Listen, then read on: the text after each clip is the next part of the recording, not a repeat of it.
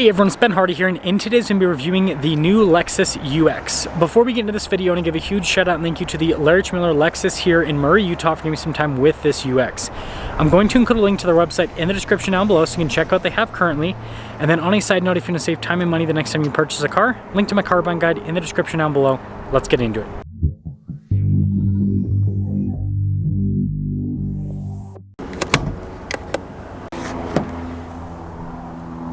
Under the hood, we have a 2-liter 4-cylinder paired to an eCVT and a hybrid system. Fuel economy is 44 around town and then 40 on the highway, with power outputs being 196 horsepower. Now, before we move forward with this review, I do want to mention, if you want to see more videos just like this, then I recommend you subscribe because I post content every single day. So, starting with the roof, it's actually really cool because it's all blacked out, and then popping down to the hood here, it's kind of hard to see what's happening because of the white paint, but it does have this beautiful metallic flake to it. I think that looks fantastic. And then look at the headlight design here, really sharp in normal Lexus fashion. All this trim's blacked out, got a fog light there, and you can see the whole grill's blacked out as well. And so putting it all together, let me know what you guys think about the looks here with the UX. Now around the side here, our steering wheel setup is 225/50/18 in the front and over in the rear. You can see with the wheels, metallic gray, and then you got that contrast nicely to the white paint. Look at the fender flare, by the way. F Sport badge, got the two-tone mirror caps there, and then if we take a few steps back, there's your full side profile. Now taking a look at the key fob, we have our lock and unlock function. We got the opening here for the hatch, and then you got the Lexus logo on the back. When it comes to the cargo area, first off, you can see that it is kind of like raised a little bit. You do have this that you can open up for a little bit more storage, but it is kind of like a higher loading floor, if that makes sense. But yeah, for a smaller vehicle, it's a decent cargo area. When you're all done, just press that and that will lower the hatch right back down. This is kind of cool with the taillight design. It almost looks like a horn there, but you got the light bar, UX 300H badge, and you got our parking sensors at the bottom. So putting it all together, there's the exterior on the 25 UX. Now popping down below, it's soft touch here and where you're going to rest your arm. That's actually really soft. I like this, how the handle pops out a little bit. And then look at these seats here. Really nice trim all down the center. And then legroom back here is pretty dang solid. We've got a little storage pocket. You can see we've got the vents here, USB ports down below as well. And then cup holder armrest. And then last but not least, headroom, solid. Now taking a look at the front door panel, you can see soft touch here at the top and even right there. Has a little bit of give to it, it's nice. Blind spot monitoring, and then more soft touch. You can rest your arm at the bottom. All of our window controls, you can see with the mirror adjustments as well. And then look at the front seat here. Perforated all down the center. I like the stitching on the sides. It looks nice. Power adjustments on the side as well.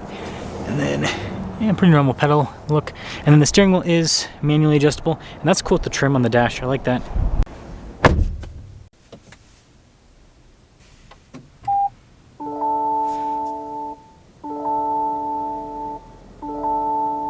Now taking a look at the steering wheel, you can see soft touch all around. We've got practical controls like our adaptive cruise control, lane centering assist, all of that. Volume controls as well. And then your regular stocks here on the back.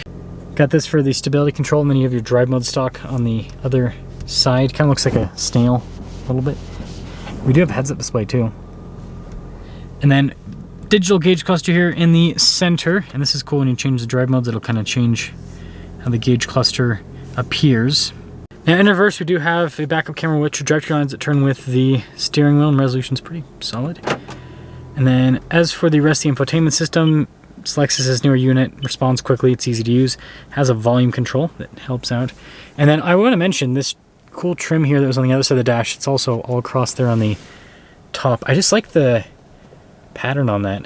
Dual zone climate controls down below, and then we also have our wireless phone charging pad with some USBs. Some cup holders here, shifter, the eCVT, and then notice we have automatic heated and cooled seats and an automatic heated steering wheel. It's a nice feature. You got your EV mode right there, auto hold, and then this is pretty cool, the center console, USB there. Got a little, that's funny, storage there, but yeah, nice trim here on the top of it. And then pretty normal glove box, got soft touch above it, and then we do have a sunroof up top. So here's our window sticker, 2025 UX 300H.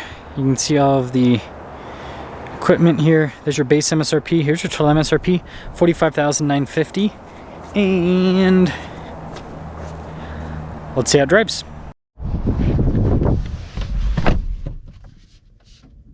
Well, let's talk about visibility before we set off. Here's visibility over the hood. Both the mirrors, do it blind spotting. Got the rest of the rear. And we'll just flip around here.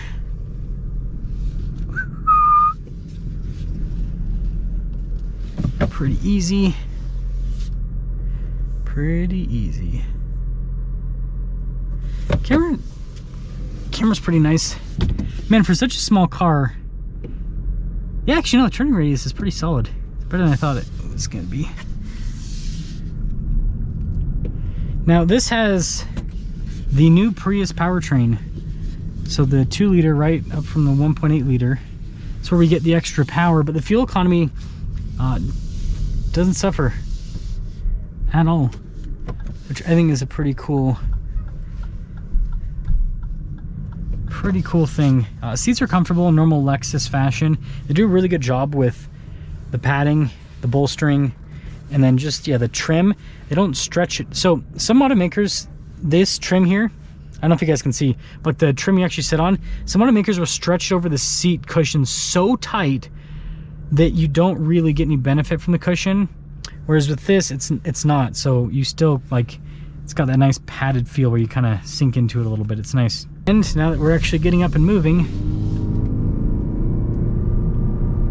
feels pretty powerful. Feels quite a bit better than the last year. It's nice, it's smooth. In normal Lexus fashion, just a smooth drive.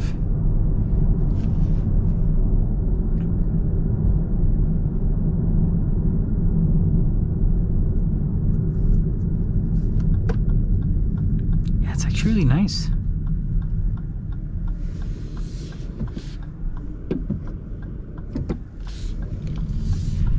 And yeah, turn-in's pretty good. Yeah, this drives just like the new, it's the same engine, so it makes sense, but it drives just like the new Prius. It's crazy how similar it is, but it's definitely more refined. And when I say more refined, the ride quality is, it's not insanely different, but it seems like there's a little bit of a difference. And then the biggest thing is just noise insulation and just comfort overall. And to see how the suspension does over the train tracks. Not too shabby, not too shabby. Yeah, the power is really good. Power is super solid. This new, I almost said Prius, but new UX. So, to sum things up with the new UX, this is a very positive improvement. I love this new powertrain. I think that in terms of economy, you know, when I say economy car, I'm talking about, like, you know, smaller car hybrid powertrain. It's so good. It is seriously so good. It's got great power, you still get great fuel economy, and it's got Toyota's reliability behind it, right? It's the eCVT and the whole battery system, everything, this has been tested for over 20 years now. So you've got that as well. And so I guess to sum things up fully, why would you buy this over a Prius, right? That might be the question, because you can get a loaded up Prius for less than 40 grand. Styling, interior materials, and then sound deadening, again, like I said, it seems to be a little bit better on this. And then this whole setup is better, especially the gauge cluster. The Prius gauge cluster is so annoying. This is much more usable. So yeah, if you're just looking for a more refined experience, and so this is basically a luxury Prius. I don't think it's a bad thing, but let me know what you think about the UX.